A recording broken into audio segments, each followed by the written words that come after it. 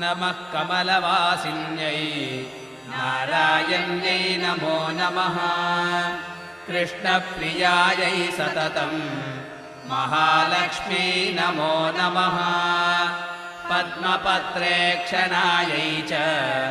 पद्मास्यायै नमो नमः पद्मासनायै पद्मिन्यै वैष्णव्यै च नमो नमः सर्वसम्पत्स्वरूपिण्यै सर्वाराध्यै नमो नमः हरिभक्तिप्रदात्र्यै च हर्षधात्र्यै नमो नमः कृष्णवक्षस्थितायै च कृष्णेशायै नमो नमः चन्द्रशोभास्वरूपायै